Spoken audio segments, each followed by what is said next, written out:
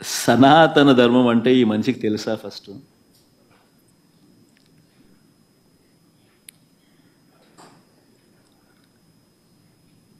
సాక్షాత్తు నువ్వు ఆ కూటమిలో ఉన్నావు. సాక్షాత్తు చంద్రబాబు నాయుడు నీ కళ్ళ ఎదుటే ఈ తప్పు చేసినాడు.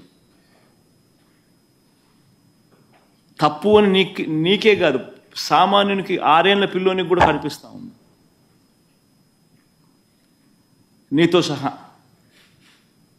మరి నీ కళ్ళ ఎదుటే కనిపిస్తూ ఉన్నప్పుడు, నీ కళ్ళ ఎదుటే వెంకటేశ్వర స్వామి ప్రతిష్టను తగ్గిస్తూ, వెంకటేశ్వర స్వామి లడ్డు విశిష్టతను తగ్గిస్తూ,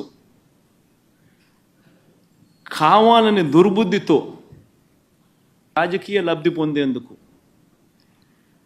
ఇన్ని కోట్ల మంది వెంకటేశ్వర స్వామి భక్తుల మనసుల్లో ఒక అనుమానం క్రియేట్ చేయడం, దానివల్ల అపవిత్రత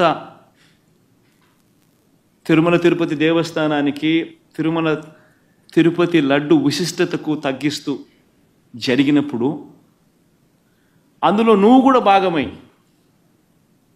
నువ్వు కూడా అది అబద్ధం అని తెలిసి, నువ్వు కూడా ఆ అబద్ధానికి రెక్కలు కట్టి, నువ్వు కూడా అదే దుష్ప్రచారాన్ని చేయడంలో నువ్వే అడుగులు ముందుకు వేస్తా ఉన్నప్పుడు సనాతన ధర్మం గురించి నువ్వు మాట్లాడతారు. కరెక్టేనా మనం చేసేది?